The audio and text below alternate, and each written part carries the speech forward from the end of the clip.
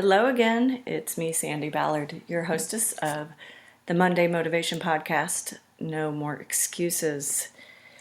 Wow, it's getting crazy all up in here in Indiana, and I'm sure everywhere else that there's a college basketball team. Are you following me on Instagram, Taskmaster Sandi, LinkedIn? You got to be connected to me. How about my Growing Forward Facebook page?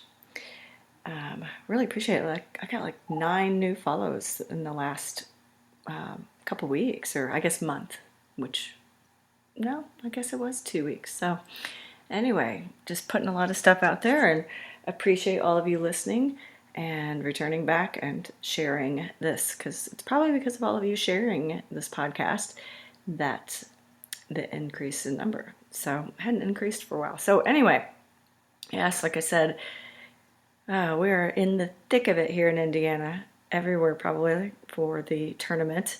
How's your team doing? How about your bracket? I need to update mine. As expected, upsets are all around. Some teams had what they needed, and some had way more than expected, and some didn't.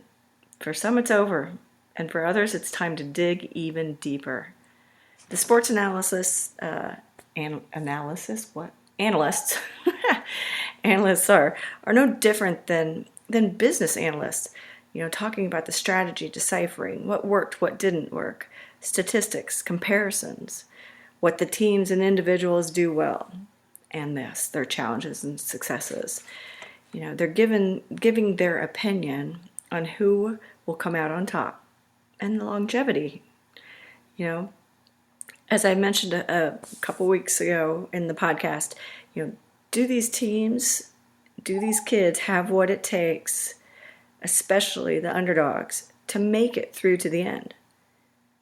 When you see a small company arise, perhaps when you even started your business, the competition, the people, the buzz in this small city, or hell, who knows, even NBSp got a hold of you.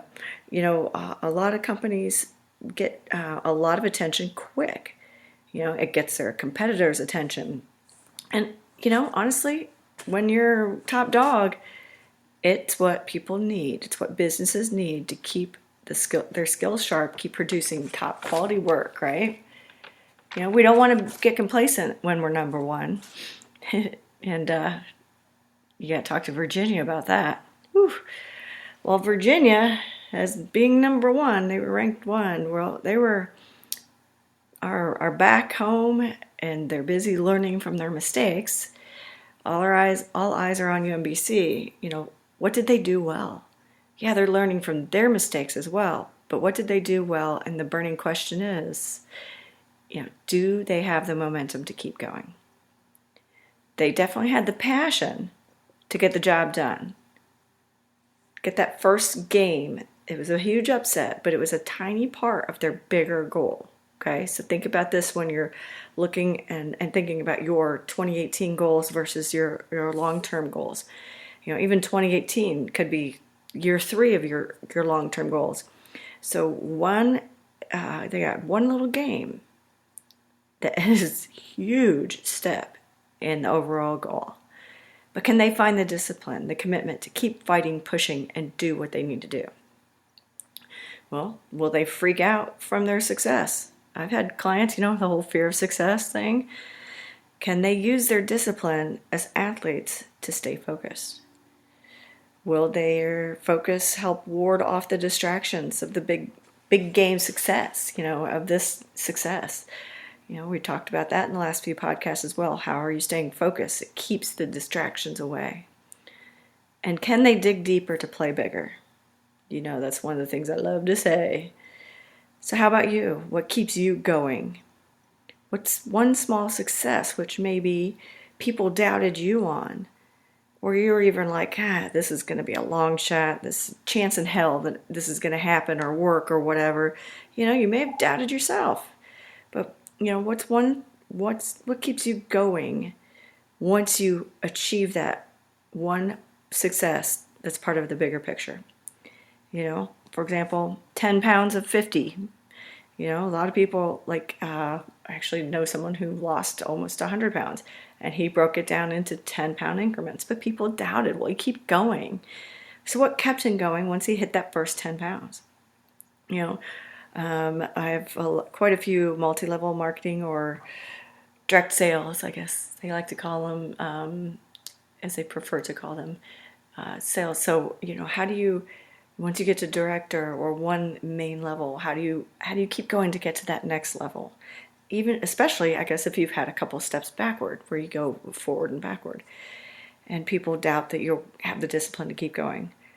What about one individual client that your overarching goal is to get the whole company, or one game of a tournament, right?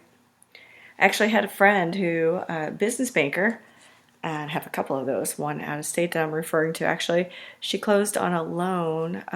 She kind of had to fight with her bosses, so to speak, about taking on this smaller loan. They were wondering why she's spending so much time on it. Was it worth her time? The risk? Did she have what it took, or what it takes to keep it going, and to get more?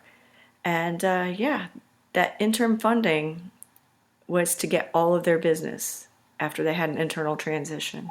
She took a chance when she went up against the odds. She went up against her doubters. She stayed focused, diligent. She kept the momentum going. Once she got that little loan, she did what it took to get, once that transition happened, she went from six-figure loan deal to millions.